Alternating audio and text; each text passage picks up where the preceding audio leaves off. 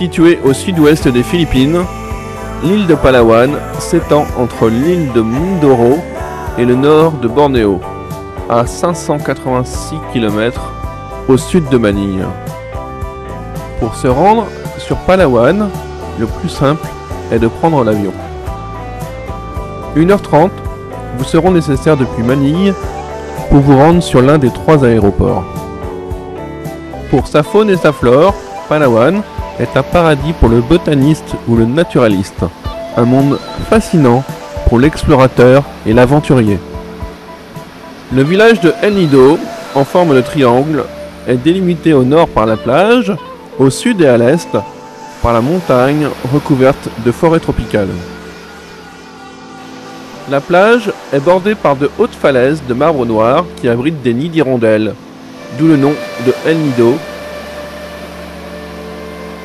Tout autour de El Nido, il y a de nombreuses petites îles isolées avec des plages paradisiaques à visiter en bateau et abritant des fonds marins exceptionnellement riches en faune et en flore.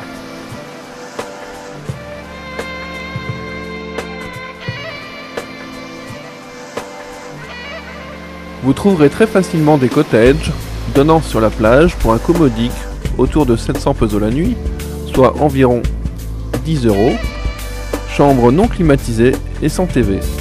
Ici, le confort est très rudimentaire.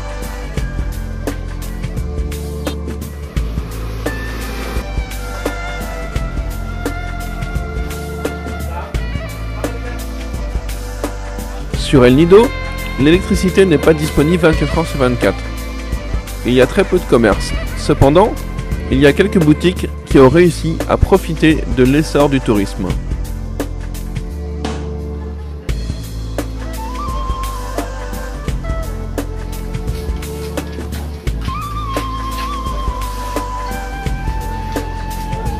L'une d'entre elles, l'Art Café, est le point central avant tout départ en expédition.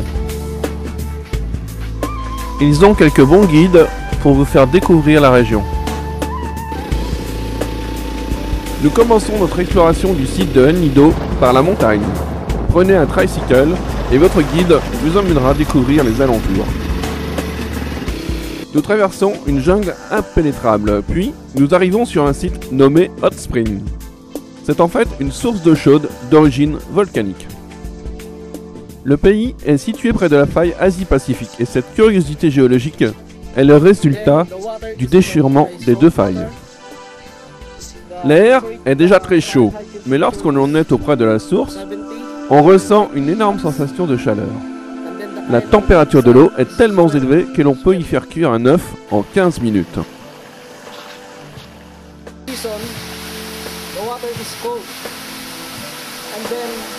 Après la chaleur, la fraîcheur. Au détour d'un sentier, cette petite cascade sera parfaite pour se relaxer, faire une pause déjeuner. Mais attention, si cette fois la cascade est tranquille, c'est que nous sommes en saison sèche.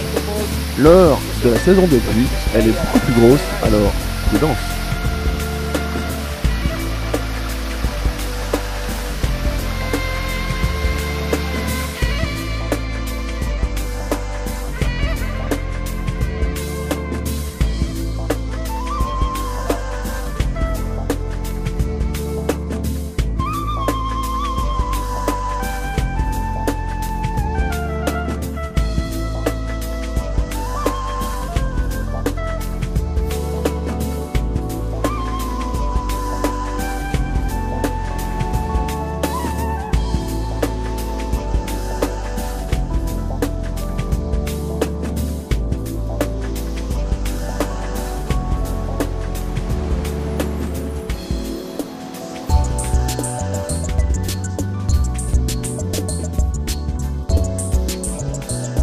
Nous sommes maintenant sur Snake Island, l'île aux serpents. C'est probablement l'une des îles les plus intéressantes à visiter de la baie.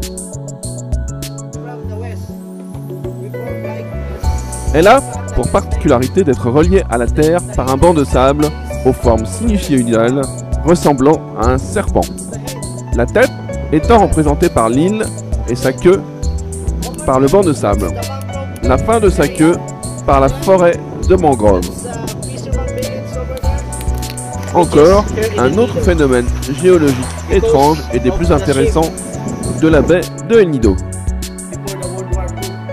Notre balade en bateau nous mène sur un site historique. Au lieu de la guerre avec les Japonais en 1945, cette grotte était à l'époque un cimetière pour les défunts soldats. On peut d'ailleurs trouver encore aujourd'hui quelques restes d'os humains. Un peu plus au nord, auprès de l'île de Coron, on peut même découvrir en plongée quelques épaves d'avions japonais.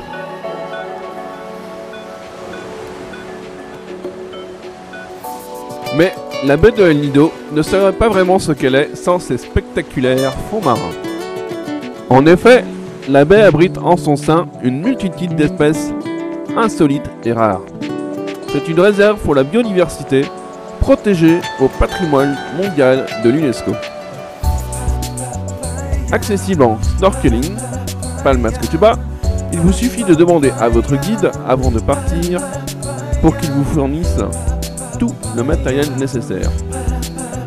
Vous découvrirez un monde fantastique.